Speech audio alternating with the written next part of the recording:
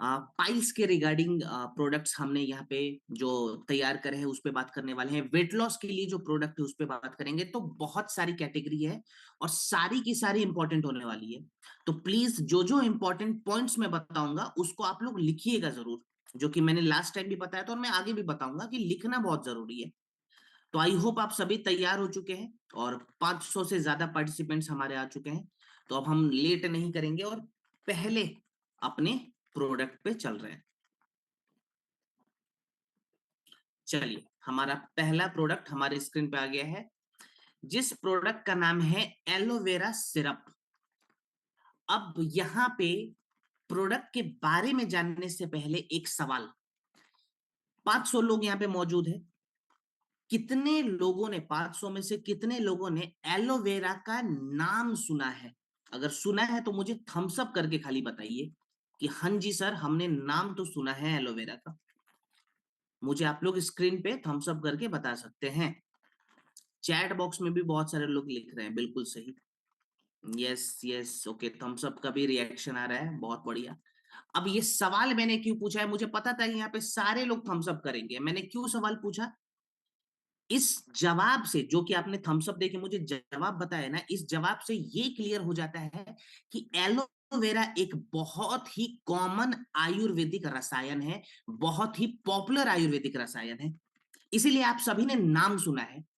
और नाम तो नहीं, लेकिन मुझे ऐसा लगता है कि कम से कम 500 में से 300 लोगों ने कभी ना कभी एलोवेरा का इस्तेमाल जरूर करा होगा। आज की डेट में हर घर में एलोवेरा के बारे में अगर हम पूछ देंगे तो बच्चा से लेके एडल्ट तक बोल देगा कि हाँ जी, एलोवेरा का नाम हमने सुना है, और शायद कुछ लोग बता दे कि हमने यूज भी करा है। अब ये एलोवेरा आखिर है क्या? बहुत सारे लोग इसको हल्के में ले लेते हैं, लेकिन ये हल्के में लेने वाली चीज नहीं है, बहुत ही पावरफुल चीज है। कैसे काम करती है एक्चुअली में है क्या, उस पर अभी हम चर्चा करेंगे। तो देखिए, एलोवेरा को आयुर्वेदा के भाषा में घृत कुमारी का नाम दिया गया। अगर कोई आपसे पूछे कि हिंदी या आयुर्वेदा में इसको क्या कहते हैं, तो इसको घृत कुमारी कहते हैं। एलोवेरा एक ऐसी आयुर्वेदिक रसायन है जो कि हमारे शरीर में, माने किसी इंसान के शरीर में सबसे आसानी से पच जाती है।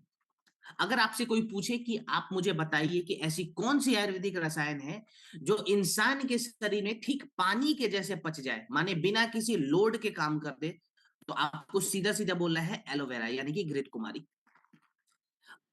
अब इसके फायदों पे अगर हम बात करें तो फायदे इसके अनेक हैं। जैसे एलोवेरा हमारे शरीर के पित्त दोष को बैलेंस करती है।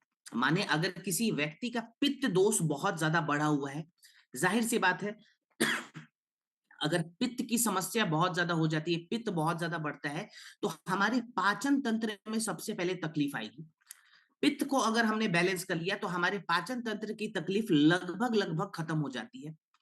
पित्त अगर बहुत ज्यादा बढ़ता है तो हमारे शरीर में गर्मी बहुत ज्यादा बढ़ जाती है, और इसका असर कहीं ना कहीं हमारे स्किन पे भी दिखता है, क्योंकि हमारे जो ब्लड है, हमारे ब्लड में भी बहुत सारी तकलीफें हो सकती है। इसीलिए पित्त को बैलेंस करना बहुत जरूरी है, खास करके अभी गर्मियों के मौसम में।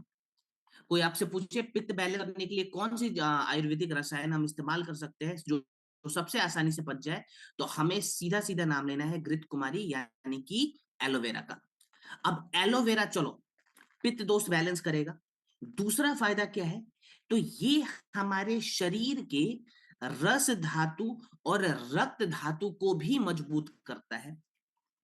देखिए, इंसान के शरीर में ना 7 प्रकार के धातु होते हैं। ये हमारा जो शरीर है, ये सप्त धातुओं से मिलके बना हुआ है। ये सप्त धातु कौन कौन से हैं, मैं खाली अभी नाम लेके बता रहा हूं, कल के सेशन में मैं पूरा डिटेल में समझाऊंगा। तो सप्त धातु हमारे होते हैं, सबसे पहले आता है रस धातु जिसको हम कहते हैं प्लाज्मा। फिर आता है रक्त धातु जिसको हम कहते हैं ब्लड। फिर आता है मेद धातु जिसको हम कहते हैं हेल्दी फैट। फिर आता है ममसा धातु जिसको हम कहते हैं मसल्स, जो हमारे शरीर के मांसपेशी है। फिर आता है अस्थि धातु जो हमारी शरीर की हड्डियां हैं। फिर आता है मज्जा धातु जो हमारे शरीर के बोन मैरो है और जिनका कनेक्शन नर्वस सिस्टम के साथ भी है। और लास्ट में आता है शुक्र धातु जो कि फर्टिलिटी के लिए इंपॉर्टेंट है, पुरुषों में स्पर्म जिसको कहते हैं और महिलाओं में ओवम। तो ये जो एलोवेरा है ना, ये हमारे शरीर के रस धातु यानी कि प्लाज्मा, रक्त धातु यानी कि ब्लड को मजबूत करता है। इसके अलावा इसके और भी फायदे हैं, जैसे मैं बताऊं तो एलोवेरा के अंदर आपको एक नहीं, दो नहीं, 10 नहीं, 20 नहीं, 75 से ज्यादा एक्टिव न्यूट्रिएंट्स पाए जाते हैं। कितने? तो 75 से ज्यादा एक्टिव न्यूट्रिएंट्स आपको खाली एलोवेरा में मिल जाएगा। इसके अंदर आपको भर भर के विटामिन सी की मात्रा मिलती है। तो अगर हमारे स्किन में निखार की कमी हो गई, स्किन का निखार चला गया है, चेहरे का निखार चला गया है, अगर हमारे आंखों में कोई तकलीफ आ गई है, अगर हमारे बाल समय से पहले सफेद हो रहे हैं, तो विटामिन सी की कमी आप मोस्टली मान के चले कि हमारे शरीर में होगी। विटामिन सी को अगर नेचुरली बूस्ट अप करना है तो आप एलोवेरा का इस्तेमाल कर सकते हैं। इसके अलावा इसके अंदर आपको विटामिन ए और विटामिन ई की मात्रा भी मिलेगी। माने विटामिन ई भी है और रेटिनॉल की मात्रा भी इसके अंदर आपको भर भर की मिलेगी। माने जिनके चेहरे पे झुर्रियों की समस्या आ रही है ना, रिंकल्स बहुत ज्यादा है, चेहरे ढीले हो गए हैं, स्किन की जो हमारी त्वचा होती है वो जब ढीली हो जाती है, रिंकल्स आ जाते हैं, तो रेटिनॉल और विटामिन ई का होना बहुत जरूरी हो जाता है उस वक्त। और आपको एलोवेरा में नेचुरल तरीके से ये चीजें मिल जाती हैं।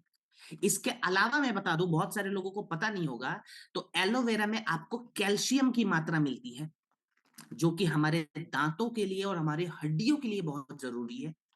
बहुत सारे लोगों को लगता था कि कैल्शियम एलोवेरा में कहां से आएगा, लेकिन हजारों रिसर्च में प्रूफ हुआ है कि एलोवेरा के अंदर आपको कैल्शियम की मात्रा भी मिलेगी। इसीलिए हमने ऑर्थो में भी एलोवेरा ऐड करा है। जब मैंने ऑर्थो बताया था तो आपको पता होगा कि इसके अंदर एलोवेरा भी है, बिकॉज ऑफ कैल्शियम।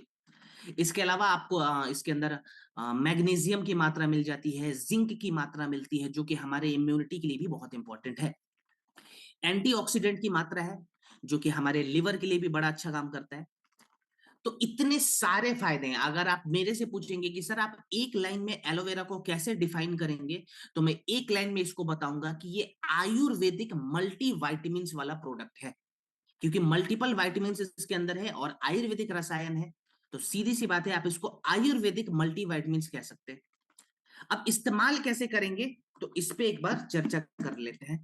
तो यूज करने का तरीका बहुत आसान रहेगा। अभी गर्मियों का मौसम है, तो सुबह सुबह खाली पेट हमें क्या करना है, 25 से 30 ml एलोवेरा सिरप को लगभग 1 कप गुनगुने पानी में मिलाकर पीजिए। आप चाहे तो नॉर्मल पानी में भी पी सकते हैं, लेकिन गुनगुना पानी यहां पे मैं प्रिफर कर रहा हूं। कुछ लोग बोलते हैं सर गुनगुना पानी में एलोवेरा पीने का मतलब क्या होता है? बाकी प्रोडक्ट तो चलो सर हमें समझ में आता है, लेकिन एलोवेरा तो बहुत ही हल्का प्रोडक्ट है, ये हमें गुनगुना पानी में क्यों पीना चाहिए? तो मैं बता दूं, एलोवेरा की जो तासीर होती है ना, वो ठंडी होती है। माने ये हमारे शरीर के अंदर ठंडक को तुरंत बढ़ाएगा। अब ठंडक अगर ज्यादा बढ़ जाए तो सर्दी खांसी की समस्या हो सकती है। इसीलिए सुबह सुबह जब हमारे शरीर का तापमान कम रहता है ना, उस वक्त हमें ये प्रोडक्ट गुनगुने पानी के साथ लेना चाहिए, ताकि हम अपने बॉडी के टेम्परेचर को भी मेंटेन कर सकें और प्रोडक्ट का जो ज्यादा से ज्यादा फायदा है वो भी निकाल सके। कितना डोज रखेंगे, तो 20 से 25 ml 1 कप गुनगुना पानी सुबह खाली पेट। अब एलोवेरा पीने के बाद का नियम ये रहेगा कि एलोवेरा जब जब पी लिया, अब 1 घंटे तक कुछ भी नहीं खाएंगे। ठीक है? तो अगर हम सुबह 6 बजे एलोवेरा पीते हैं ना, तो 7 बजे तक कुछ ना खाएं। उसके बाद आपको जो भी नाश्ता वास्ता करना है आप कर सकते हैं। ठीक है? और किसे नहीं देना है तो बाई चांस अगर सर्दी जुकाम की समस्या है तो 4-5 दिनों तक रोक दे। जब तक सर्दी खांसी रहेगी तब तक प्रोडक्ट नहीं देंगे, उसके बाद कंटिन्यू करवा सकते हैं। ठीक है? एक प्रोडक्ट मैं इसके साथ चाहूंगा कि आप लोग लिख लें, आप चाहें तो वो भी ले सकते हैं, इसके साथ ऐड कर सकते हैं, जिस प्रोडक्ट का नाम है व्हीट ग्रास। एलोवेरा और व्हीट ग्रास ये दोनों बिल्कुल एक कॉम्बिनेशन और एक भाई के जैसे काम करता है। माने जय वीरू जो दो दोस्त थे ना, तो एलोवेरा और व्हीट ग्रास भी दो दोस्त थे। अगर एक साथ आ जाएंगे तो बहुत अच्छा रिजल्ट मिलेगा। तो आप चाहें तो व्हीट ग्रास भी सुबह सुबह खाली पेट इसके साथ ले सकते हैं। व्हीट ग्रास के क्या क्या फायदे हैं कल की ट्रेनिंग में मैं आपको डिटेल में सिखाऊंगा। ठीक है? चलिए आगे बढ़ रहे हैं। ओके, अब हम बात करेंगे एक बहुत ही कॉमन बीमारी के ऊपर, जिस बीमारी को हम पाइल्स के नाम से जानते हैं। ये हमारे भारत में जो पाइल्स की समस्या है, खास करके जो छोटे शहर है ना, वहां पे भी ये बीमारियां फैली हुई है, और बड़े शहरों में अब जाके इसका ट्रेंड देखा जा रहा है कि बड़े शहरों में भी इसके पेशेंट मिल रहे हैं, भर भर के मिल रहे हैं। अब पाइल्स के बारे में अगर मैं आपको बताऊं, तो पाइल्स बेसिकली हमारे पाचन तंत्र से जुड़ी हुई एक समस्या है, माने हमारे डाइजेस्टिव सिस्टम से जुड़ी हुई एक समस्या है। और इसका एक बहुत बड़ा कनेक्शन हमारे शरीर के बड़ी आंत के साथ है। माने अगर हमारी बड़ी आंत में कोई दिक्कत हो रही है, तो मान के चलिए कि फ्यूचर में शायद पाइल्स की समस्या हो सकती है। ये पाइल्स आखिर होता क्या है और इसका कनेक्शन किन किन रोगों के साथ है, मैं आपको बताता हूं। तो देखिए, अगर किसी व्यक्ति को लंबे समय से कॉन्स्टिपेशन की समस्या है, यानी कि कब्ज की समस्या है, तो मान के चले कि फ्यूचर में उसको पाइल्स की भी दिक्कत होगी ही होगी। 70% से ज्यादा कॉन्स्टिपेशन वाले पेशेंटों में देखा गया है कि फ्यूचर में उनको पाइल्स की दिक्कत हो जाती है। अब ये पाइल्स एग्जैक्टली है क्या? तो देखिए, पाइल्स रोग में ना, जब पाइल्स की बीमारी किसी को होती है, तो सबसे पहले उसके शरीर का जो पित्त दोष है वो बहुत ज्यादा बढ़ जाता है। पित्त फ्लक्चुएट होने लगता है कभी कभी, ठीक है। तो पित्त दोष की समस्या आ रही है यहाँ पे। दूसरी समस्या क्या होती है पाइल्स में, कि हमारी जो बड़ी आंत है ना, उसमें मल जो है वो फंसा हुआ रहता है। हमारी बड़ी आंत के कुछ हिस्से जो उसके टिश्यूज हैं वो बहुत ज्यादा हार्ड हो जाते हैं, सख्त हो जाते हैं। बैक्टीरियल इन्फेक्शन वहां पे फैल जाता है। और जो हमारा मल द्वार है, जिसको हम एनस वाला एरिया कहते हैं, रेक्टम वाला एरिया कहते हैं, वहां की नसों में स्वेलिंग हो जाता है। कभी कभी ब्लीडिंग की समस्या आती है, कभी कभी दर्द बहुत ज्यादा बढ़ जाता है, कभी कभी जलन की समस्या आती है। अब कुछ लोग कहते हैं कि सर, पाइल्स में डॉक्टर ने कहा है कि हमें सर्जरी कराना है, क्योंकि डॉक्टर ने कहा है कि जो हमारा मल द्वार है, वहां पे हमारे एब्डोमेन मसल का एक हिस्सा बाहर निकल चुका है।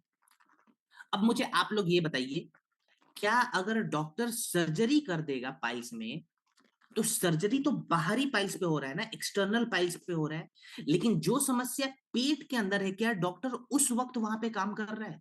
वहां पे तो सर्जरी नहीं कर रहा है ना। तो सर्जरी से मैं ये नहीं कहूंगा कि रिलीफ नहीं मिलेगा, बिल्कुल मिलेगा, लेकिन सर्जरी से कभी भी जड़ों पे जाके काम नहीं किया जाता, खास करके पाइल्स में। इसीलिए हमने एक ऐसा कुदरती प्रोडक्ट बनाया है, एक ऐसा नेचुरल प्रोडक्ट तैयार करा है, जो कि इंटरनल पाइल्स पे जाके भी काम करेगा। और इंटरनल पाइल्स जिस कारण से हो रही है, उस कारणों पे जाके ये बहुत अच्छा रिजल्ट दे सकता है। कैसे रिजल्ट देता है? तो जड़ी बूटियों के माध्यम से एक बार हम यहाँ पे देख लेते हैं।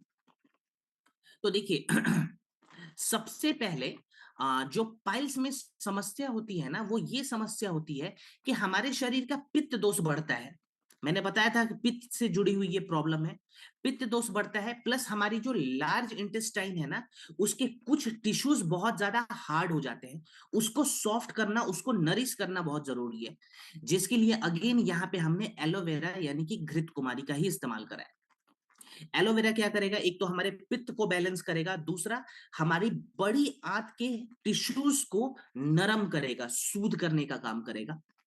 पहली जो मेन प्रॉब्लम थी वो हमने कवर कर लिया। दूसरी प्रॉब्लम आती है कि बैक्टीरियल इन्फेक्शंस बहुत ज्यादा बढ़ा हुआ रहता है पाइल्स के दौरान, माने बैक्टीरिया का प्रभाव बढ़ जाता है, और हमारी बड़ी आंत ठीक से साफ नहीं हो पाती।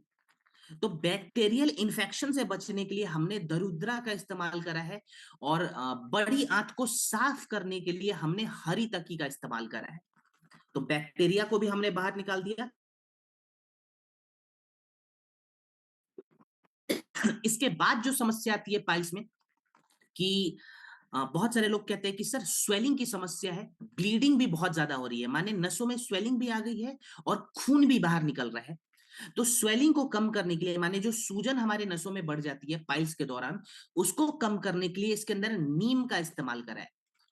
जर्नल ऑफ मॉलिक्यूलर साइंस ने 2019 में बताया था कि नीम में कुछ ऐसी प्रॉपर्टीज होती है जो पाइल्स के दौरान जो सूजन बढ़ जाता है नसों में, उस सूजन को धीरे धीरे कम कर देगा। और ब्लीडिंग के लिए कुछ लोग बोलते हैं ना सर ब्लीडिंग बहुत ज्यादा है, खून बहुत ज्यादा निकलता है, दर्द बहुत ज्यादा है, उसके लिए क्या करें? तो उसके लिए हमने नाग केसर का इस्तेमाल करा है, जिसमें हीमोस्टैटिक प्रॉपर्टीज है। माने ये उस ब्लीडिंग को बंद कर देगा बिना किसी साइड इफेक्ट के और बिना किसी प्रेशर के। तो आप समझ सकते हैं जिस जिस कारणों से पाइल्स में तकलीफ हो रही है उन सभी कारणों के लिए इसके अंदर जड़ी बूटियां पहले से ऐड कर दी है। अब इसका यूज कैसे करें और खाने पीने में बेसिक बेसिक परहेज क्या रखेंगे? तो इसका यूज हम करेंगे 20 से 25 ml पाइलोडो 1 कप पानी में मिलाइए। पानी चाहे नॉर्मल हो चाहे गुनगुना हो वो आपके ऊपर रहेगा। तो 1 कप पानी में मिलाकर ब्रेकफास्ट और डिनर के बाद हमें लेना है, ठीक है? 20 से 25 ml पाइलोडॉक को 1 कप पानी में मिलाइए, ब्रेकफास्ट और डिनर के बाद दिन में 2 बार लीजिए। इसके साथ हमें सावधानी क्या रखनी है? तो देखिए इसके साथ कभी भी ये ध्यान देना है ना कि पाइल्स वाले रोगी अपने डाइट पे काम करेंगे। सबसे पहले तो जितने भी पाइल्स वाले रोगी है वो ये ध्यान रखें कि उन्हें बहुत ज्यादा मसाला नहीं खाना है उस वक्त, ठीक है? मसाला खाएंगे तो कॉन्स्टिपेशन की समस्या बढ़ेगी, माने कब्जियत की समस्या हो सकती है और हो सकता है पाइल्स ठीक होने में बहुत लंबा समय ले और तकलीफ बहुत ज्यादा दे। तो मसालों से हम बचेंगे। लेकिन एक ऐसा मसाला है जो पाइल्स में भी काम करता है जिसको हम कहते हैं हल्दी। तो पाइल्स में हल्का खाना जब खाएंगे ना, जैसे दलिया जब खा रहे हैं, खिचड़ी जब खा रहे हैं, उस वक्त अपने दलिया में अपने खिचड़ी में चुटकी भर हल्दी ज्यादा डालना है। हल्दी में बहुत सारी एंटी इंफ्लेमेटरी प्रॉपर्टीज होती है जो कि पाइल्स के दौरान बहुत अच्छा काम करेगा। दूसरा, हमें लो आयोडीन वाला नमक का इस्तेमाल करना है, तो हम सेंधा नमक का इस्तेमाल करेंगे पाइल्स के दौरान। सफेद नमक ना लेकर सेंधा नमक का इस्तेमाल करें अपने खाने में। फाइबर युक्त खाना ज्यादा खाएंगे, तो जिसमें सलाद ज्यादा हो, छिलके वाली चीज ज्यादा हो, जैसे मूंग आती है ना छिलके वाली, वो मूंग का दाल लेंगे आप। स्प्राउट्स खाते हैं वो बहुत अच्छा है। इसके बाद से सलाद वगैरह में खीरा वगैरह भी खूब मिलेगा, उसको खूब खाना है, ठीक है? हरा जो सब्जी होता है वो खूब खाएं। और पाइल्स वाले रोगी ध्यान देंगे कि लंबे समय तक ना बैठे। अगर आप ऑफिस में बैठकर काम कर रहे हैं तो 1 घंटा बैठ लिया, फिर उठेंगे, कम से कम 5 मिनट का वॉक जरूर करेंगे, ठीक है? लंबे समय तक नहीं बैठना है एक जगह, इस चीज का ध्यान रखें। क्लियर? कितने समय तक प्रोडक्ट लेना है? तो 2 महीने का प्रोटोकॉल बना के चलिए। बच्चों को दे सकते हैं। देखिए वो डिपेंड करता है बच्चे की उम्र कितनी है। अगर बच्चा 13-14 साल का है तो आप आधा 10 ml के आसपास माने डोज को आधा करके दिन में 2 बार दे सकते हैं, ठीक है? लेकिन बहुत छोटा बच्चा है तो मैं रिकमेंड नहीं करूंगा। अगर बहुत छोटे बच्चों को देना है तो एक बार आप लोग AWPL कनेक्ट ऐप पे जरूर जाए, ठीक है? चलिए अब हम बात करेंगे थायराइड के ऊपर। ये भी बड़ा कॉमन बीमारी होते जा रहा है और मार्केट में इस प्रॉब्लम का भी सॉल्यूशन बहुत लोगों को चाहिए। तो आपके पास बहुत सारे पेशेंट आएंगे जो पूछेंगे कि सर थायराइड में हम क्या करें, थायराइड के लिए हमें कोई प्रोडक्ट बताइए। तो सबसे पहले मैं बता दूं, थायराइड कोई बैक्टीरिया से फैलने वाली बीमारी या कोई वायरस से फैलने वाली बीमारी नहीं है। ये एक प्रकार का डिसऑर्डर है। माने हमारे शरीर के कुछ कंडीशंस जब उल्टा फुल्टा हो जाते हैं तो थायराइड की समस्या होती है। और ये थायराइड की समस्या कितने लोगों में है भारत में? तो 2023 तक भारत में लगभग 4.5 करोड़ से ज्यादा थायराइड के मरीज पाए गए थे। 4.5 करोड़ से ज्यादा। अभी 2026 में हम चल रहे हैं। आपको पता है कि जैसे जैसे लोगों का लाइफ स्टाइल खराब हुआ है, ये थायराइड की जो संख्या है ना भारत में बढ़ते जा रही है। माने संख्या बढ़ रही है तो डिमांड भी प्रोडक्ट का बढ़ेगा, क्योंकि थायराइड से बहुत सारे लोग परेशान हैं। एलोपैथी कहता है कि थायराइड की समस्या हो गई तो जिंदगी भर दवाई खाओ। आयुर्वेदा कहता है नहीं, हमें थायराइड को खाली समझना है, अगर हमने समझ लिया तो हम इस बीमारी को ठीक कर सकते हैं। तो आइए समझते हैं ये थायराइड आखिर है क्या। देखिए हमारे गले में ना कंठ के पास, यहाँ पे ये जो कंठ वाला हिस्सा है, यहाँ पे एक मशीन लगा हुआ है, एक ग्रंथि लगी हुई है, जिस ग्रंथि को हम कहते हैं थाई ग्लैंड। ये थाई ग्लैंड का काम क्या होता है? तो एक बार मैं आपको काम बता देता हूं। थाई ग्लैंड का बेसिक काम क्या है? हमारे शरीर के जितने भी सिस्टम्स है ना, जैसे हमारा नर्वस सिस्टम हो गया, हमारा डाइजेस्टिव सिस्टम हो गया, हमारे हार्ट का अपना सिस्टम हो गया, हमारे मेटाबॉलिज्म का अपना सिस्टम हो गया। तो ये थाई ग्लैंड हमारे शरीर के हर एक सिस्टम के स्पीड को कंट्रोल करता है। माने मेरा हार्ट बीट कितना ज्यादा फास्ट बीट करेगा, कितना स्लो बीट करेगा, मेरे दिलों की धड़कन की स्पीड क्या होगी, ये थाई ग्लैंड डिसाइड कर रहा है। मेरे पाचन तंत्र की स्पीड क्या होगी, माने मेरा मेटाबॉलिज्म कितना होगा, ये थाई ग्लैंड डिसाइड कर रहा है। मेरे बाल कितने जल्दी बढ़ेंगे, मेरे नाखून कितने जल्दी बढ़ेंगे, ये डिसीजन भी थाई ग्लैंड लेता है। मेरी त्वचा जो है, इसमें रिंकल्स कितने जल्दी जल्दी आएंगे, ये डिसीजन भी थाई ग्लैंड लेता है। मेरे नर्वस सिस्टम किस स्पीड से काम करेंगे, ये डिसीजन भी थाई ग्लैंड लेता है। माने इतना छोटा मशीन जो कि कंठ के पास है, पूरे बॉडी की स्पीड को कंट्रोल करता है।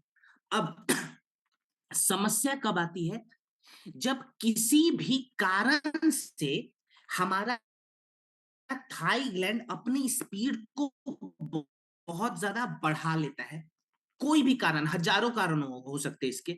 तो मान लीजिए किसी भी कारण से मेरा थाई ग्लैंड अपनी स्पीड को अगर बढ़ा लिया, बहुत ज्यादा फास्ट कर दिया, तो अब क्या होगा, मेरा मेटाबॉलिज्म फास्ट हो जाएगा। तो अब मैं बहुत ज्यादा पतला होने लगूंगा, मेरा कंट्रोल नहीं रहेगा मेरे बॉडी पे, मैं बहुत ज्यादा पतला हो जाऊंगा, सूख जाऊंगा। मेरे बाल जो है वो ड्राई हो जाएंगे, सूखने लगेंगे बिल्कुल। मेरे हथेलियों पे पसीने बहुत आएंगे, बिकॉज मेरे नर्वस सिस्टम बहुत ज्यादा फास्ट काम करेंगे, मेरे हार्ट बीट बहुत ज्यादा फास्ट हो जाएंगे। और इस वाले बीमारी को कहते हैं हाइपरथायरॉयडिज्म, जहां पे इंसान पतला हो जाता है। इसको क्या कहते हैं, में क्या होता है, हाइपोथायरॉयडिज्म की समस्या होती है। दूसरा केस कौन सा है, हाइपोथायरॉयड अपनी स्पीड को बहुत ज्यादा स्लो कर लेगा। जैसे ही स्पीड को स्लो करेगा, मेरा मेटाबॉलिज्म भी स्लो हो जाएगा, तो अब मैं मोटा होने लगूंगा, एकदम फैल जाऊंगा, मेरा वजन कम नहीं होगा, मेरा हार्ट बीट बहुत ज्यादा स्लो हो जाएगा, सुस्ती मेरे शरीर में बहुत आएगी, मुझे ठंड बहुत ज्यादा लगेगी, मेरे बाल झड़ने शुरू हो जाएंगे, नाखून बिल्कुल सफेद हो जाएंगे। इस वाले कंडीशन को क्या कहते हैं, हाइपोथायरॉयडिज्म। हाइपर वाले में इंसान पतला हो गया, हाइपो वाले में इंसान मोटा हो गया। अब चाहे प्रॉब्लम हाइपर वाली हो या हाइपो वाली हो, प्रॉब्लम तो हमारे कंठ में ही है ना, हमारे थाई ग्लैंड में ही है। तो हमें बेसिकली क्या करना है, अपने थाई ग्लैंड के हॉर्मोन्स को बैलेंस करना है। थाई ग्लैंड जो अपने शेप को चेंज कर लेता है, माने बनावट को चेंज कर लेता है, उसको उसके कुदरती बनावट में लाना है। और थाई ग्लैंड को साफ रखना है, माने डिटॉक्स करना है। अगर ये तीन प्रोटोकॉल पे हमने काम कर लिया तो चाहे हाइपरथायरॉयडिज्म हो या हाइपो हो, हम दोनों को रिवर्स कर सकते हैं, और बहुत सारे लोगों ने किया है। तो इसके लिए हमने कौन कौन सी जड़ी बूटियां ऐड की हैं। सबसे पहले थाई ग्लैंड के शेप को, माने इसके बनावट को हमने रिवर्स करने के लिए खंजर का इस्तेमाल करा है। ये एक ऐसी जड़ी बूटी है जिसके अंदर एंटी गोइट्रोजेनिक प्रॉपर्टीज होती है। माने हमारे थाई ग्लैंड में जो स्वेलिंग आ गई है, हमारा थाई ग्लैंड अगर टेढ़ा हो गया है, तो ये इसको नेचुरल कर देगा, माने उसके कुदरती बनावट में रिवर्स कर देगा। तो ये हमने ऐड कर दिया। दूसरा, थाई ग्लैंड की स्पीड को बैलेंस करने के लिए हमने गूगल और अश्वगंधा का इस्तेमाल करा है। गूगल और अश्वगंधा ये क्या करता है, ये हमारे थाई ग्लैंड की स्पीड को मेंटेन करता है, माने हमारे बॉडी के लिए जितना थाई ग्लैंड का स्पीड होना चाहिए उतना स्पीड लाएगा। प्लस हमारे थाई ग्लैंड का जो सबसे इंपॉर्टेंट हार्मोन है, जिसको T4 कहते हैं, माने थायरोक्सिन कहते हैं, ये थायरोक्सिन को भी बैलेंस करता है। प्लस नर्वस सिस्टम को बैलेंस करने के लिए और बाकी के हॉर्मोन्स को बैलेंस करने के लिए हमने शतावरी और जटमांसी इस्तेमाल करा है। तो अब यहाँ पे हमने क्या करा है, थाई ग्लैंड की स्पीड को मेंटेन कर दिया, हॉर्मोन्स के लिए भी जड़ी बूटियां ऐड कर दी, और थाई ग्लैंड के शेप को भी रिवर्स कर दिया। माने जो जो प्रॉब्लम हमारे थाई ग्लैंड में दिख रही थी, वो सभी प्रॉब्लम्स के लिए हमने यहाँ पे जड़ी बूटियां ऐड कर दी है। अब यूज कैसे करेंगे, और साथ में एक दो चीज मैं और बताऊंगा, आप उसको भी जरूर लिखिएगा। तो यूज करने का तरीका इसका बड़ा ही सिंपल रहेगा। 15 से 20 ml, ठीक है, थाईडॉक परवाही क्वाथ को 1 कप गुनगुने पानी में मिलाकर ब्रेकफास्ट और डिनर के बाद लेना है। 15 से 20 ml थाइडॉग परवाही क्वाथ को मिलाकर 1 कप गुनगुने पानी में मिलाइए और ब्रेकफास्ट और डिनर के बाद दिन में 2 बार हमें लेना है। इसके बाद से हमें क्या करना है, तो इसके बाद से हमें प्राणायाम का अभ्यास करना है। प्राणायाम में मैं आपको बता रहा हूं, देखिए 2 प्रकार के प्राणायाम मिलेंगे यहाँ पे आपको। एक तो उज्जयी प्राणायाम बहुत अच्छा काम करेगा, फिलहाल आप उज्जयी लिखिए क्योंकि दूसरा वाला थोड़ा सा टफ हो जाएगा, तो दूसरा वाला किसी और दिन हम बात करेंगे। फिलहाल खाली उज्जयी प्राणायाम का आप नाम लिखिए। अब उज्जयी प्राणायाम हम कैसे करेंगे सुबह सुबह, तो मॉर्निंग में ही उज्जयी प्राणायाम करना है। इस चीज का नियम लिखिए, उज्जयी प्राणायाम शाम को हम नहीं करेंगे, खाली मॉर्निंग में करेंगे। सुबह सुबह धूप में बैठ जाए, पहले 5:30 के आसपास में, जब धूप थोड़ी सी हमारी बॉडी पे लगनी शुरू हो जाती है, उस वक्त धूप में बैठना है। छत पे बैठे या अपने बैल्कनी में बैठ जाए, पहले 10 मिनट नॉर्मल रिलैक्स करें बैठकर। 10 मिनट के बाद हमें उज्जयी प्राणायाम अभ्यास करना है 5 मिनट के लिए खाली, ठीक है। यूट्यूब पे सर्च करेंगे उज्जयी प्राणायाम कैसे करना है। बेसिकली उज्जयी प्राणायाम में हम करते क्या है, अपने कंठ को वाइब्रेट करते हैं। जब हमारा कंठ जो है वो वाइब्रेट होता है ना, तो हमारे थाई ग्लैंड के ब्लॉकेजेस खुलने लग जाते हैं। तो बेसिकली हमें ब्लॉकेजेस को खोलना है इस उज्जयी प्राणायाम से। अब जब उज्जयी प्राणायाम कंप्लीट हो जाएगा, उसके बाद का नियम क्या रहेगा, धनिया का पत्ता सबको पता है ना, मिल जाएगा मार्केट में। 5 रुपए का धनिया का पत्ता लाना है खरीद के, उसमें पानी मिलाकर उसकी चटनी तैयार कर ले, ठीक है। धनिया का पत्ता फ्रेश हो, उसमें पानी मिलाइए, चटनी तैयार कीजिए। उज्जयी प्राणायाम हो जाए तो 1 चम्मच चटनी को खाना है और फिर 1 गिलास गुनगुना पानी पीना है, ठीक है। ये प्राणायाम के बाद वाला नियम रहेगा, इस चीज को जरूर लिखिए। और 3 महीना तक प्रोडक्ट के साथ साथ इस नियम का भी अभ्यास करवाएंगे पेशेंट से। क्लियर, चलिए आगे बढ़ते हैं। ओके, अब हम बात करेंगे हमारे नसों से जुड़ी हुई समस्याओं के लिए जो हमने प्रोडक्ट बनाया है, जिसका नाम है वेंडाकॉइल। देखिए आज के डेट में आपको 25-30 करोड़ ऐसे भारतीय मिल जाएंगे जिनके नसों में कोई ना कोई एक समस्या रखी है। चाहे नसों में स्वेलिंग की दिक्कत है, चाहे नस कहीं का दब गया हो, चाहे नसों में खिंचाव की समस्या आ गई हो। बहुत सारे लोग कंप्लेन करते हैं कि सर हमारे नसों में प्रॉब्लम है, इसके लिए हम क्या प्रोडक्ट लें। और आज के डेट में एक नसों से जुड़ी हुई बीमारी है जिसको हम कहते हैं वेरिकोज वेन्स की समस्या। अच्छा, कितने लोगों ने वेरिकोज वेन्स के बारे में सुना है? अगर सुना है तो यस लिख के बताइए, नहीं सुना है तो नो लिख कर बता सकते हैं। मैं एक बार चैट बॉक्स में देख रहा हूं कितने लोगों ने वेरिकोज वेन्स की समस्या के बारे में सुना है। यकीन खान जी ने सुना है, नवीन जी ने नहीं सुना है, बाकी लोगों ने yes yes yes yes. Okay, कुछ लोग यस भी है, कुछ लोग नो भी है, ठीक है। तो मैं मान रहा हूं 60% लोगों ने सुना है, 40% ने नहीं सुना है। तो अब मैं बता देता हूं ये वेरिकोज वेन्स आखिर है क्या।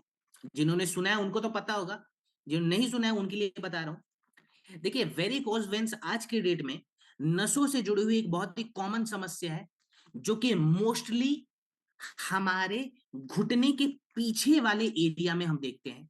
दूसरे जगह पे भी हो सकता है, लेकिन ज्यादातर ये जो समस्या है ना, हमारे घुटने के पीछे वाला जो काफ मसल होता है, वहां पे ये समस्या देखी जाती है।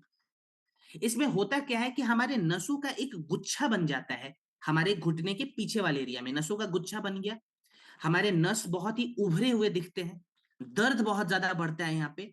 और हमारे शरीर के अंदर क्या तकलीफ होती है, तो यहाँ पे होता क्या है कि हमारे नसों का जब गुच्छा बनता है ना, तो हमारे नसों में स्वेलिंग बढ़ जाती है, माने सूजन बढ़ जाता है। अब नसों में स्वेलिंग आ गई है, नसों के अंदर जो ब्लड सर्कुलेशन हो रहा है, वो ब्लड सर्कुलेशन बहुत ज्यादा धीमा हो जाता है, माने स्लो हो जाता है। नसों में स्वेलिंग आ गई, ब्लड सर्कुलेशन स्लो हो गया।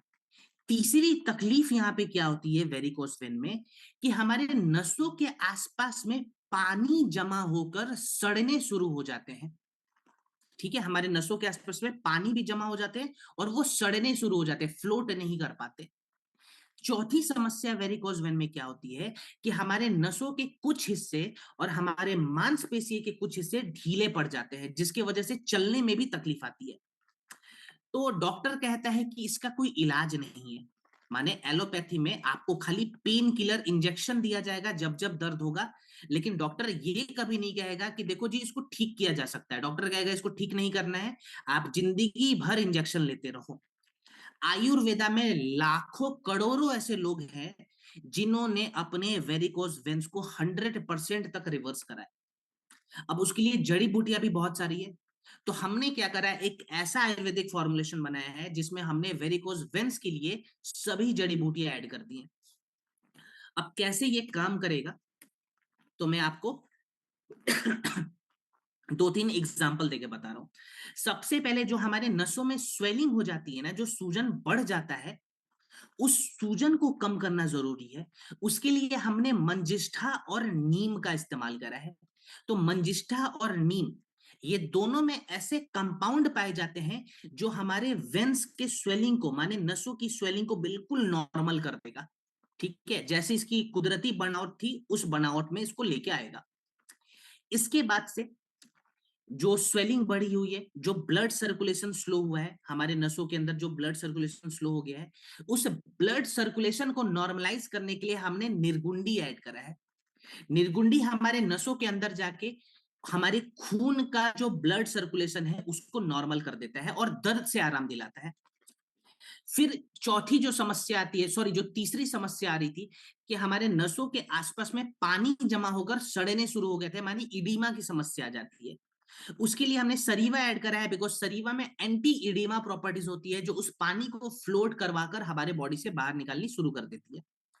और चौथा जो प्रॉब्लम आता है कि हमारे नसों के कुछ हिस्से ढीले पड़ जाते हैं, जिसकी वजह से ताकत की कमी हो जाती है उस हिस्से में। तो हमारे नसों को मजबूत करने के लिए हमने इसके अंदर बहुत सारे कैरियर ऑयल का इस्तेमाल करा है, सिस्मे ऑयल का इस्तेमाल करा हुआ है, जो कि हमारे नसों को मजबूत करता है और हम वापस से नॉर्मल तरीके से चल फिर सकते हैं। तो अब समझ में आ गया होगा ये तेल काम कैसे करेगा। इसको लगाना कैसे है, तो देखिए, अगर ये लिक्विड के फॉर्म में आ रहा है, माने नॉर्मल तेल के फॉर्म में आ रहा है, तो हम 8 से 10 बूंद वेंडक ऑयल को गिराएंगे जहां पे भी दर्द है। हल्के हाथों से तेल को फैलाकर छोड़ देंगे। जब तेल 2-3 मिनट में सूखने लग जाए, तो गर्म कपड़े से या हॉट वाटर बैग से थोड़ी थोड़ी सिकाई कर देंगे, दिन में 2 से 3 बार। कुछ लोग कहते हैं कि सर ये रोल ऑन के फॉर्म में आता है। अगर रोल ऑन के फॉर्म में मान लीजिए, तो जहां पे दर्द है वहां पे रोल ऑन से मालिश करना है, सर्कुलर मोशन में, मान ऐसे ऐसे घुमाकर मालिश करना है, ठीक है, रोल ऑन को 30 सेकेंड के लिए। और उसके बाद से गर्म कपड़े से आप सिकाई कर सकते हैं 2 से 3 मिनट के लिए, ठीक है। दिन में 3 बार लगाएंगे, इस चीज का ध्यान रखिए, उससे ज्यादा नहीं लगाना है। 2 बार भी लगा सकते हैं, लेकिन मेरा रिकमेंडेशन रहेगा कि आप 3 बार जरूर लगाइए, ठीक है। और इसके साथ 1-2 प्रोडक्ट में एक्स्ट्रा मैं बता रहा हूं, आप नीम कैप्सूल ऐड कर सकते हैं, यहाँ पे काम करेगा बहुत अच्छा। त्रिफला ऐड कर सकते हैं, वो भी बड़ा अच्छा काम करेगा। और रक्त डॉक सिरप भी ऐड कर सकते हैं, वो भी अच्छा काम करता है, ठीक है। तो ये 2-3 प्रोडक्ट आप चाहें तो रिकमेंडेशन में लिख सकते हैं। चलिए, अब हम बात करेंगे हमारे अगले प्रोडक्ट पे, जो कि हमारा आयुर्वेदिक प्रोटीन पाउडर है। मार्केट में प्रोटीन पाउडर तो बहुत सारे अवेलेबल है, लेकिन आयुर्वेदिक प्रोटीन पाउडर ये थोड़ा सा डिफरेंट। अब देखिए, ये प्रोटीन की कमी भारत में कितने लोगों में है, पहले तो वो देख लेते हैं। तो इंडियन मार्केट रिसर्च ब्यूरो ने 2022 में बताया था कि भारत में 73% से ज्यादा ऐसे लोग हैं जिनके खाने में पर्याप्त मात्रा में प्रोटीन नहीं है। अगर प्रोटीन की कमी हो गई तो जाहिर सी बात है प्रोटीन की कमी शरीर में भी होगी। और इस चीज की पुष्टि आईसीएमआर ने भी करी थी। आईसीएमआर भी बताता है कि भारत में हर 3 में से एक ऐसा एडल्ट आपको मिलेगा जिसके शरीर में प्रोटीन की कमी है। अब प्रोटीन की कमी अगर हमारे बॉडी में हो जाती है तो क्या क्या तकलीफ होगी। देखिए, अगर प्रोटीन की कमी हमारे शरीर में होती है ना, तो सबसे पहले हमारे शरीर का जो ममसा धातु है, जो कि मसल्स के लिए बहुत इंपॉर्टेंट है, वो टूटने लग जाएगा। माने हमारे शरीर के मांसपेशियां जो है वो ढीले पड़ जाएंगे, डैमेज हो जाएंगे। अब अगर मसल्स की कमी हो गई, मांसपेशी हमारे बॉडी के टूट गए, ढीले हो गए, तो क्या होगा, फटीग की समस्या सबसे ज्यादा आएगी। माने आप शारीरिक रूप में थका हुआ महसूस करेंगे हमेशा। अगर आपको चोट लग गई, वो चोट जल्दी ठीक नहीं होगा, क्योंकि मसल लेवल आपके बॉडी का बहुत कम हो चुका है। आपका जो बायोलॉजिकल एज है वो बढ़ा हुआ दिखेगा। माने मैं आपको बता दूं कि आप अगर 40 साल के हैं तो आपका जो उम्र है ना वो 55 साल के जैसे दिखेगा, क्योंकि आपका जो बॉडी है वो बिल्कुल ढीला पड़ गया है, प्रोटीन की कमी हो गई है, मसल्स तो है ही नहीं। अब यहां पे बहुत सारे लोग क्या बोलते हैं कि सर मसल्स के लिए प्रोटीन का जो डब्बा है ना हम मार्केट से लेके आते हैं, लेकिन वो डब्बा हमें पचता ही नहीं है।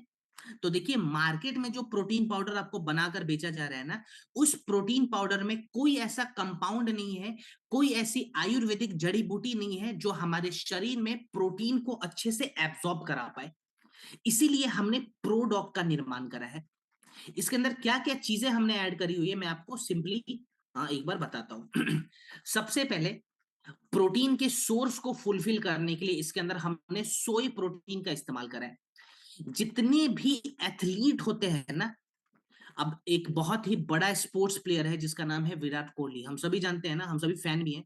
विराट कोहली ने भी अपने इंटरव्यू में बताया था कि वो जब वेजिटेरियन हो गया, माने विराट कोहली प्योर वेजिटेरियन है, पहले वो नॉनवेज खाता था अब नहीं खाता है, तो जब से वो वेजिटेरियन हुआ तो उसके डाइटिशियन ने उसे बताया था कि वेज में सबसे अच्छा प्रोटीन सोर्स होता है सोए प्रोटीन, जो कि लीन मसल को सपोर्ट देता है।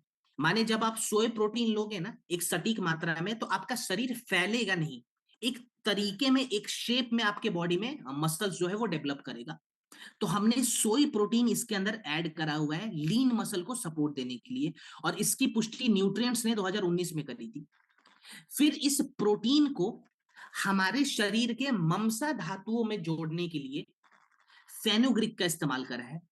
फेनुग्रिक क्या करता है, इस प्रोटीन के सोर्स को हमारे शरीर के ममसा धातु में अच्छे से एब्जॉर्ब कराता है, माने प्रोटीन एब्जॉर्प्शन आपका बढ़ जाएगा।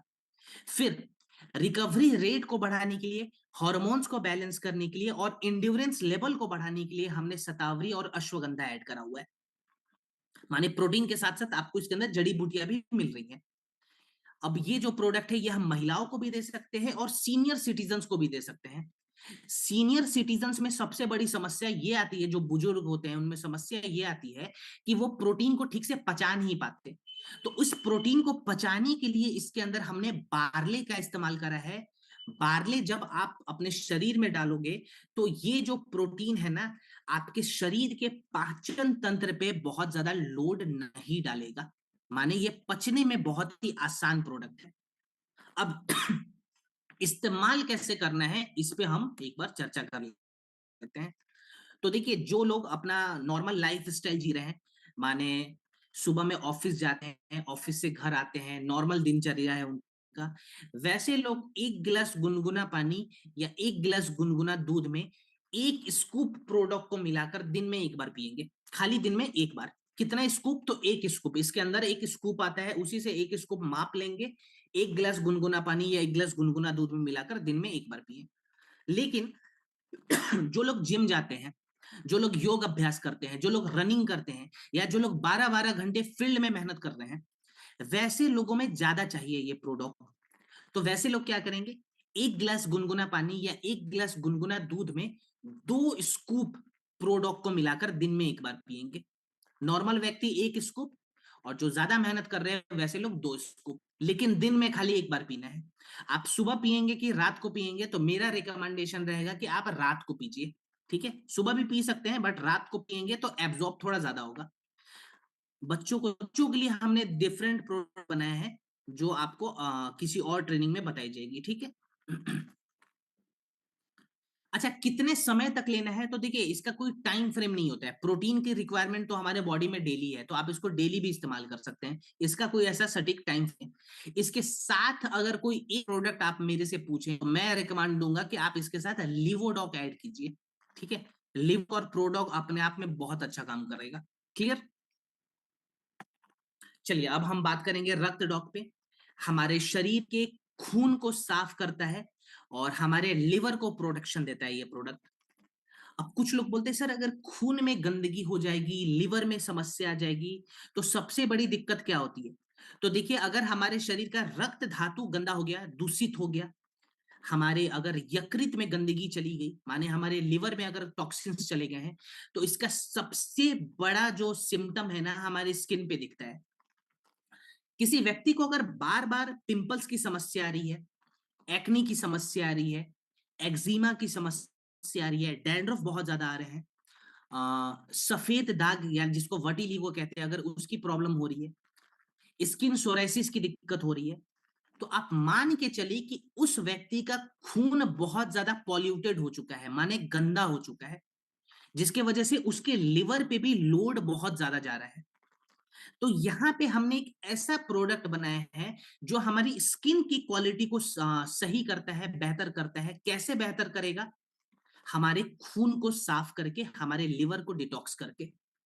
अगर हमारा खून साफ हो गया तो हमारे स्किन भी बिल्कुल क्लीन हो जाता है। ये बहुत सारे रिसर्च में प्रूफ हो चुका है। अब इसके अंदर खून को साफ करने के लिए हमने नीम का इस्तेमाल करा हुआ है, साथ ही साथ हमने पुनर्नवा का भी इस्तेमाल करा है। ये जो जड़ी बूटियां हैं ये हमारे ब्लड को बहुत अच्छे तरीके से फिल्टर कर देते हैं। पुनर्नवा का एक काम ये भी है कि ये हमारे लिवर को भी प्रोटेक्शन देने का काम करता है। प्लस इसके अंदर हमने ऐड करा हुआ है त्रिफला। त्रिफला का काम क्या है? देखिए, त्रिफला हमारी पूरी बॉडी को डिटॉक्स करता है, खास करके हमारी जो इंटेस्टाइन वाली प्रॉब्लम होती है ना, हमारी जो पाचन तंत्र में समस्या होती है, ये हमारे पाचन तंत्र को भी साफ करता है। माने अगर हमारा गट क्लीन रहेगा, आपने सुना होगा बहुत सारे हीरो हीरोइन प्रोमोट आजकल कर रहे हैं कि अपने गट को साफ करो, माने अपने पेट को साफ करो तो आपकी त्वचा भी साफ हो जाएगी। तो पेट की सफाई के लिए हमने त्रिफला भी ऐड करा हुआ है। फिर हमने मंजिष्ठा ऐड करा है। बहुत सारे लोग बोलते हैं कि सर जब एक्नी की समस्या थी ना, तो हमारे चेहरे पे दाग धब्बे बहुत ज्यादा आ गए हैं। उस दाग धब्बों को हटाने के लिए हमने मंजिष्ठा ऐड करा है, जिसमें स्किन हीलिंग प्रॉपर्टीज होती है। माने ये हमारे चेहरे को बिल्कुल नॉर्मल, बिल्कुल साफ कर देती है। सफेद दाग में भी इस प्रोडक्ट ने अपने कमाल दिखाया है, क्योंकि सफेद दाग एक ऐसी समस्या है जिसको वटिलिगो कहते हैं, जो ठीक से मतलब रिवर्स नहीं हो पाता। रिवर्स, चलो सफेद दाग रिवर्स तो नहीं होगा, लेकिन सफेद दाग को बैलेंस किया जा सकता है। पिछले ट्रेनिंग में बताया गया था कि प्रोटीन रात में नहीं लेना। नहीं, देखिए, प्रोटीन रात और दिन इससे इसका रिलेशन नहीं है, लेकिन प्रोटीन को एब्जॉर्ब कराना बहुत जरूरी है। अखिलेश सर, प्रोटीन रात में भी लिया जा सकता है, लेकिन मात्रा यानी कि डोज आपको डिसाइड करना है। अगर आप बहुत ज्यादा ले रहे हैं तो रात में लेंगे तो थोड़ी सी अपच की समस्या हो सकती है, इसीलिए मोस्टली लोग रात को मना करते हैं, बट ऐसा नहीं है। प्रोटीन रात में भी ले सकते हैं, अगर आप 1 स्कूप या 1.5 स्कूप तक लेंगे तो ठीक है, उसमें कोई दिक्कत नहीं होगी। अभी हम रक्त डॉक पे बात कर लेते हैं कि रक्त डॉक लेते कैसे हैं, और अगर सफेद दाग की समस्या है तो साथ में एक दो चीज हम क्या कर सकते हैं। सबसे पहले रक्त डॉक का डोज कितना रहेगा? 20 ml रक्त डॉक लगभग 1 कप पानी में मिलाइए। ब्रेकफास्ट और डिनर से 1 घंटा पहले लेंगे। ये खाने के बाद नहीं लेना है, खाने से पहले लेना है, ठीक है। कुछ लोग बोलते हैं सर हम अगर खाने के बाद ले रहे हैं तो क्या नुकसान करेगा? नहीं, नुकसान नहीं करेगा, लेकिन उतना ज्यादा फायदा नहीं करता है। और खाने के पहले लेंगे तो फायदा थोड़ा ज्यादा करेगा, ठीक है। अब 20 ml हमने रक्त ड्रॉप ले लिया दिन में 2 बार। अब इसके साथ हम क्या करेंगे, तो देखिए, अगर इसके साथ हम लीवोडॉक ऐड करते हैं ना खाने के बाद, तो फायदा हमें ज्यादा मिलेगा, ठीक है। तो रक्त डॉक के साथ लीवोडॉक ऐड कर सकते हैं। साथ में आप अलग से त्रिफला भी रात को ले सकते हैं, और नीम कैप्सूल भी ले सकते हैं। रक्त डॉक, लिवोडॉक, त्रिफला और नीम कैप्सूल, ये चारों अपने आप में बहुत अच्छा काम करता है। अब अगर जिसको सफेद दाग की समस्या होगी है, वो व्यक्ति क्या करेगा? तो वैसे लोगों में मैं आपको बता दूं जिनको सफेद दाग की समस्या है, आपको क्या करना है, रात को 1 लीटर पानी तांबे के बर्तन में रख के रात भर छोड़ देना है। 1 लीटर पानी को तांबे के बर्तन में रखिए, रात भर छोड़ दीजिए। सुबह सुबह उस पानी को गुनगुना कीजिए, और उस 1 लीटर पानी को पी जाना है मॉर्निंग में। ठीक है। कोशिश करें कि 1 लीटर पानी आप मॉर्निंग में ही पी जाए। अगर नहीं पिया जा रहा है तो 1-2 घंटे के गैप में आधा आधा लीटर करके पी जाना है हमें। क्लियर? इसके बाद क्या करेंगे? सुबह सुबह धूप में बैठेंगे। पहले धूप में बैठना बहुत जरूरी है यहाँ पे सफेद दाग के लिए। धूप में बैठे कम से कम आधा घंटा से 40 मिनट, और बिल्कुल शुद्ध नारियल तेल या शुद्ध गाय का देसी घी लाएंगे, उसमें कपूर को मिला देंगे, कपूर का पाउडर बनाकर उसको मिला दें। अब उस गाय के घी से या उस नारियल तेल से जहां जहां दाग हुआ है ना, वहां वहां धूप में बैठकर हमें मालिश करना है, लेकिन धूप में बैठकर ही मालिश करेंगे, ठीक है। इससे दाग ठीक तो नहीं होगा, लेकिन आपको बहुत हद तक रिलीफ मिल जाएगा। इतना माने रिलीफ मिल जाएगा कि वो दाग जो है वो नाक के बराबर दिखने लगेगा। ठीक है, बहुत सारे लोगों में ये काम करता है, कुछ लोगों में नहीं भी करता है, लेकिन कुछ लोगों में कर जाता है, मैक्सिमम लोगों में कर जाता है। क्लियर। और खाने पीने में हमें खट्टा सामान नहीं खाना है, ऑयली फूड नहीं खाना है, और मसालों से बचना है। खट्टा सामान, ज्यादा तेल और मसाला, ये तीन चीजों से हम बचेंगे, और पानी खूब पिएंगे, और प्रोडक्ट कम से कम 3 महीने तक इस्तेमाल करेंगे। सर पैरालिसिस में क्या दे सकते हैं? देखिए जी, पैरालिसिस के लिए तो थंडर ब्लास्ट वगैरह हम लोग लेते हैं, लेकिन उसके लिए मैं आपको बताऊंगा AWPL कनेक्ट। वहां पे जाना है, डॉक्टर को रिपोर्ट्स भेजना है, और रिपोर्ट्स के अनुसार डॉक्टर आपको कॉम्बिनेशन बना के दे देंगे। चलिए आगे बढ़ते हैं। जेसी ऑइंटमेंट पे तो ज्यादा हम बात नहीं करेंगे, जेसी ऑयल के जैसे ही काम करता है। तो अगर जेसी ऑयल आप लोगों को पता है तो ठीक जेसी ऑइंटमेंट वैसे ही काम करेगा। ठीक है, तो जेसी ऑइंटमेंट पे हम ज्यादा बात नहीं कर रहे हैं, बिल्कुल जेसी ऑयल के जैसे है ये, लेकिन ये जेल के फॉर्म में आता है। ठीक है, इसको स्किप करते हैं। एस्थम डॉक पे बात कर लेते हैं। तो देखिए, एस्थमा के लिए ये प्रोडक्ट हमने बनाया है, और एस्थमा के बारे में ICMR बता रहा है कि भारत में 3 साल पहले तक 3.5 करोड़ से ज्यादा एस्थमा के पेशेंट पाए गए थे। 3.5 करोड़ से ज्यादा 3 साल पहले पेशेंट थे। WHO कहता है कि भारत में हर साल एस्थमा के रोगी बढ़ते जा रहे हैं। अब बढ़ते जा रहे हैं रोगी, इसका मतलब ये हुआ कि भारत में जैसे जैसे पॉल्यूशन का स्तर बढ़ रहा है, वैसे वैसे एस्थमा के भी पेशेंट बढ़ रहे हैं। एस्थमा को लेकर बहुत सारे लोग डर को फैला देते हैं कि अरे तुमको एस्थमा की दिक्कत होगी, अब तुम बच नहीं पाओगे। देखिए, एस्थमा से डरने की जरूरत नहीं है, बिल्कुल भी नहीं डरना है। एस्थमा क्या है मैं आपको बता देता हूं, ये खांसी का ही एक बड़ा रूप है तो ये खांसी, लेकिन उसका एक विकराल रूप हो जाता है हमारे बॉडी में। एस्थमा में समस्या क्या होती है, मैं इसको सिंपल शब्दों में आपको समझा देता हूं। एस्थमा में होता क्या है कि हमारे शरीर के फेफड़ों में चिपचिपे वाले बलगम जमा हो जाते हैं। जो बहुत ही चिपचिपा बलगम होता है ना, वो हमारे फेफड़ों में जमा हो जाता है, और उस बलगम के अंदर बैक्टीरिया बहुत सारे होते हैं। ठीक है, अब बैक्टीरिया वाला बलगम जब हमारे फेफड़ों में जमा हो जाएगा, जो कि चिपचिपा वाला है, आप कितना भी खांसो वो बलगम बाहर नहीं निकलता है, और हमारे फेफड़ों में इन्फेक्शन को फैलाते रहता है। दूसरी समस्या एस्थमा में क्या हो जाती है, जो हमारी श्वास नली है, जिसको हम एयरवेज कहते हैं, वो हमारी श्वास नली जो है वो चिपकनी शुरू हो जाती है, माने सिकुड़नी शुरू हो जाती है, जिसकी वजह से सांस लेने में हमें तकलीफ होता है।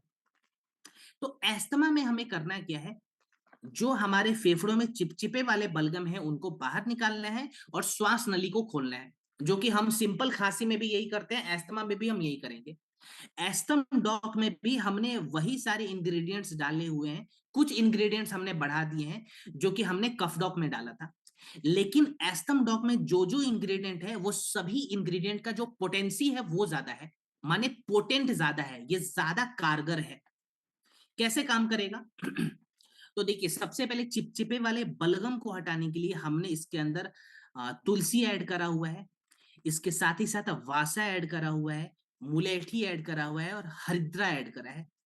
ये सभी जड़ी बूटियां एक साथ हमारे फेफड़ों में जाकर उस जिद्दी बलगम को गलाकर कफ के माध्यम से हमारे बॉडी से बाहर निकाल देती है। फेफड़ों को साफ कर दिया। फिर श्वास नली को खोलने के लिए हमने कंठकारी इसके अंदर ऐड करा है। कंठकारी में एंटी एस्थमेटिक प्रॉपर्टीज होती है, इसको आप नेचुरल इनहेलर भी कह सकते हैं, जो कि हमारे श्वास नली को बिल्कुल खोल देता है, माने अब सांस लेने में हमें तकलीफ नहीं होती। अब एस्थम डॉक का डोज क्या रहेगा, और साथ में एक दो चीज मैं और बताऊंगा जिसको आप लिख सकते हैं। 20 ml एस्थम डॉक खाना खाने के बाद गुनगुने पानी में मिलाइए, दिन में 2 बार लीजिए। ठीक है, 20 ml एस्थम डॉक खाना खाने के बाद गुनगुने पानी में मिलाकर दिन में 2 बार लेना है। इसके साथ साथ हम कौन कौन से प्रोडक्ट और ले सकते हैं, तो इसके साथ आप इम्यूनिटी वाला प्रोडक्ट जरूर ऐड करें। मेरा सजेशन रहेगा आयुष क्वाथ पाउडर से काढ़ा बनाकर पीना है। ठीक है, आयुष क्वाथ पाउडर जरूर लिखिएगा, वो काम करेगा। इसके साथ पंच तुलसी भी बहुत अच्छा काम करता है, तो पंच तुलसी भी आप लिख सकते हैं। और एलर्जी डॉक भी काम करेगा, एस्थम डॉक, आयुष क्वाथ, पंच तुलसी और एलर्जी डॉक। ठीक है, बाकी अगर कोई स्पेशल दिक्कत हो रही है तो आप लोग AWPL कनेक्ट पे जा सकते हैं। अब परहेज में हम क्या करेंगे, तो नॉर्मल जो खांसी में परहेज करते हैं ना, वही परहेज यहाँ पे भी करेंगे। ठीक है, बिल्कुल खांसी वाला परहेज करना है। और प्राणायाम में मैं आपको टोटल 3 यहाँ पे प्राणायाम बताऊंगा, माने 2 प्राणायाम है, 1 क्रिया है। सबसे पहले तो हमें भ्रमरी प्राणायाम करना है 5 मिनट के लिए। 5 मिनट भ्रमरी प्राणायाम करेंगे। फिर 5 मिनट नारी शोधन प्राणायाम करेंगे। 5 मिनट भ्रमरी कर लिया सुबह सुबह। फिर 5 मिनट नारी शोधन प्राणायाम करेंगे। और 5 मिनट के लिए शंखनाद क्रिया करेंगे। ठीक है। ये जो 3 टोटल हमारा योगा का है ना प्रोटोकॉल, उसको फॉलो करना है। भ्रमरी प्राणायाम 5 मिनट, 5 मिनट नारी शोधन और 5 मिनट शंखनाद, ये तीनों चीज का अभ्यास करेंगे। और 3 महीने का प्रोटोकॉल लिखिए। टोटल 3 महीने का प्रोटोकॉल हम बना के चलेंगे। चलिए ओवियोडॉक पे बात कर लेते हैं। ओबियोडॉक ओबेसिटी में काम आने वाला प्रोडक्ट है, माने मोटापे की समस्याओं में ये प्रोडक्ट काम आएगा। भारत में लगभग लगभग आपको 15 करोड़ ऐसे लोग मिल जाएंगे जो अपने हाइट के अनुसार, अपने उम्र के अनुसार बहुत ज्यादा मोटे हो चुके हैं, माने ओबेसिटी की समस्या है। ओबेसिटी की समस्याओं में होता क्या है कि हमारे हाइट के अनुसार, हमारे उम्र के अनुसार हमारे शरीर में जो चर्बी है ना वो 2 से 2.5 गुना तक बढ़ जाती है। हमारा जो बीएमआई है, जिसको बॉडी मास इंडेक्स कहा जाता है, वो 28 से ज्यादा रहता है। अब किसी भी व्यक्ति के अंदर अगर जो चर्बी की मात्रा है वो 2-2.5 गुना बढ़ जाएगी, तो जाहिर सी बात है उसको फैटी लीवर की समस्या हो जाएगी। उसको डायबिटीज टाइप 2 की दिक्कत हो सकती है। उसके हार्ट में, उसके आर्टरीज में ब्लॉकेजेस आ सकते हैं। उसको गठिया की शिकायत हो सकती है। बहुत सारी बीमारी हो सकती है। और मैं आपको बता दूं एक बहुत ही चौंकाने वाली रिपोर्ट, डब्ल्यूएचओ ने बताया था कि चाइल्ड ओबेसिटी में हमारा भारत नंबर 1 रैंक पे आता है पूरी दुनिया में।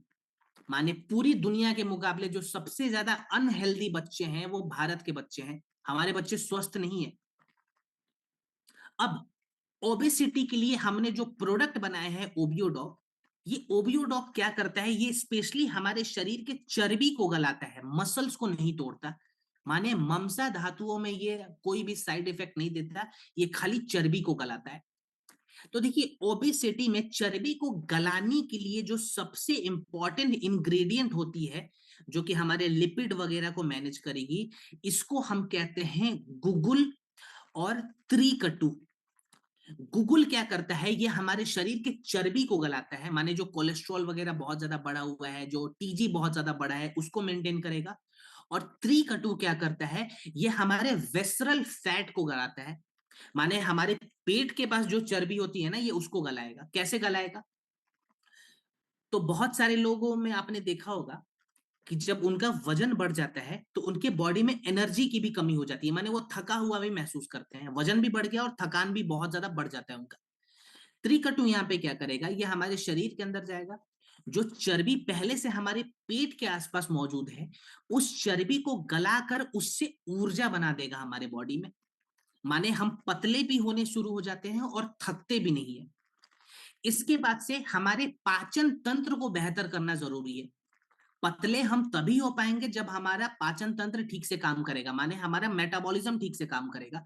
उसके लिए हमने त्रिफला ऐड करा हुआ है। फिर इसके बाद हमने पुनर्नवा ऐड करा है। पुनर्नवा क्या काम है?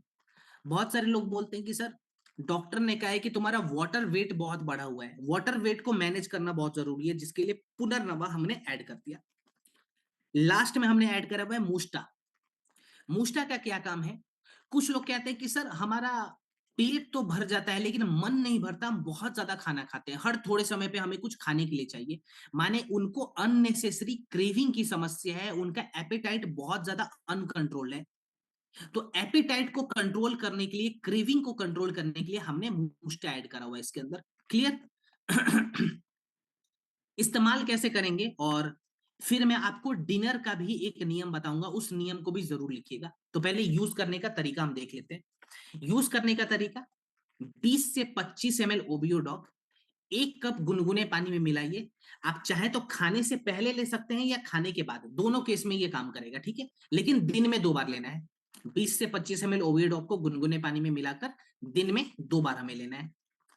अब खाने पीने में परहेज क्या करेंगे, तो देखिए मैं यहाँ पे कोई डाइट चार्ट नहीं दूंगा। हम सिंपली मैदा और चीनी अपने डाइट से हटा देंगे। अगर पतला होना है हेल्दी तरीके से तो मैदा और चीनी को हटा दीजिए अपने डाइट से।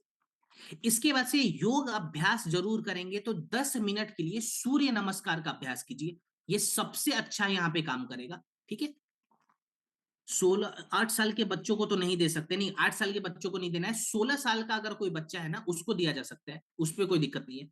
ठीक है, सूर्य नमस्कार भी करना है 10 मिनट के लिए। अब यहाँ पे सलाद का नियम जो मैंने आपको लिवोडॉक में भी बताया था, डाइबोडॉक में भी बताया था, वो नियम यहाँ पे भी अप्लाई करेंगे कि दोपहर के भोजन से आधा घंटा पहले 200 ग्राम सलाद खाना है। दोपहर के भोजन से आधा घंटा पहले 200 ग्राम सलाद खाएंगे। अब मुझे ये बताइए यहाँ पे कितने लोग डिनर कितने बजे करते हैं, रात का भोजन आप लोग कितने बजे करते हैं, फटाफट चैट बॉक्स में लिख कर बताइए, समय थोड़ी सी कम है हमारे पास, तो ये सवाल मैं आपसे एक बार कर लेता हूँ। अपने डिनर का समय बताइए प्लीज आप लोग। 11 बजे रात को, ओके, 8:30, 9, पौने 7, ठीक है, 10 बजे, 10 बजे, 7 बजे, 7 बजे, ठीक है, ठीक है, ठीक है, ओके, नाइस। कुछ लोग 10 बजे कर रहे हैं, कुछ 8 बजे कर रहे हैं, कुछ 11 बजे कर रहे हैं, लेकिन कुछ लोग ऐसे हैं जो 7 बजे भी डिनर करते हैं, और मैं इन्हीं के साथ हूं। जो लोग 7 बजे डिनर करते हैं, यहाँ पे डिनर का टाइमिंग बड़ा इंपॉर्टेंट रोल प्ले करेगा, तो इस चीज को समझिए कि हमें रात को जल्दी क्यों खाना चाहिए। आयुर्वेदा कहता है कि जब सूर्यास्त का समय हो जाए उसके बाद कुछ भी नहीं खाना है, कि जब सूर्यास्त का समय होता है ना तो हमारे शरीर की जो जठर अग्नि है वो मंद पड़ जाती है। इसीलिए डिनर हमें रात को नहीं करना चाहिए, डिनर हमें शाम तक कंप्लीट करना चाहिए। तो जिनको वजन कम करना है उनको 7 बजे तक डिनर कर लेना है। डिनर भी बहुत हमारा हल्का होगा। तो 7 बजे अगर हम डिनर करते हैं, इसके फायदे क्या क्या है मैं आपको बता देता हूं। मान लीजिए आज मैंने शाम को 7 बजे अपना डिनर कंप्लीट कर लिया। अब मैं अगले दिन सुबह ब्रेकफास्ट कितने बजे करूंगा, 9 बजे करूंगा। 7 बजे डिनर किया, ब्रेकफास्ट मैंने किया 9 बजे, माने मैंने कितने घंटे का गैप लगा दिया, तो 14 घंटे का मैंने गैप लगा दिया। माने अब मैं 14 घंटे उपवास में हूं। इस गैप को क्या कहते हैं, इस गैप को कहते हैं इंटरमिटेंट फास्टिंग, और जापानीज लोग इसको कहते हैं ऑटोफेजी।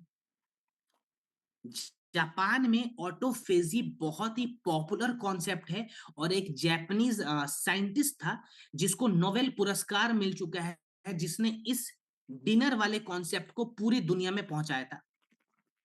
अब देखिए जब हम 14 घंटे का उपवास करेंगे ना, माने शाम को 7 बजे डिनर करेंगे और सुबह 9 बजे ब्रेकफास्ट करेंगे, तो ये 14 घंटे के गैप में क्या क्या बदलाव आते हैं हमारे बॉडी में, मैं 3 बदलाव पे बात कर रहा हूं, और ये तीनों रिसर्च में प्रूफ हो चुका है।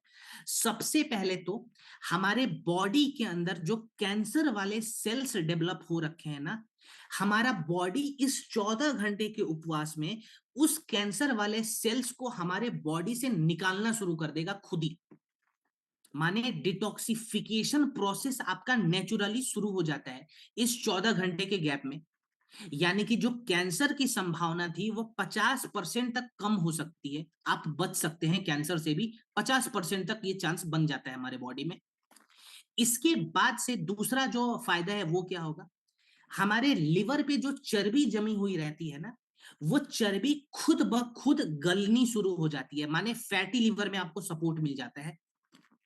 तीसरा फायदा क्या होगा, डायबिटीज टाइप 2 में जो हमारा पैनक्रियाज ठीक से इंसुलिन नहीं बना पाता, तो हमारा पैनक्रियाज इस 14 घंटे के उपवास में इंसुलिन बनाना नेचुरली सीखने लग जाता है। माने हमारे बॉडी में ऐसे ऐसे मैजिक हो जाते हैं कि आपकी जो बड़ी से बड़ी समस्या है, बड़ी से बड़ी बीमारी है, वो भी धीरे धीरे ठीक होनी शुरू हो जाती है खाली इस 14 घंटे के उपवास के दौरान। इसीलिए मैं कहता हूं कि रात को आप 7 बजे तक डिनर कीजिए और सुबह 9 बजे ब्रेकफास्ट कीजिए। ये 14 घंटे का गैप जरूर लगाएंगे, वेट लॉस भी आप करेंगे और बीमारियों से भी बचेंगे। कितने महीने का प्रोटोकॉल रखेंगे ओबीओडॉक में, तो 2 से ढाई महीने का प्रोटोकॉल जरूर लिखिए कि 2 ढाई महीने हमें प्रोडक्ट लगातार इस्तेमाल करवाना है। ठीक है, चलिए हमारा लास्ट प्रोडक्ट जो कि गैस स्टॉक है, गैस की समस्याओं में ये प्रोडक्ट काम आता है।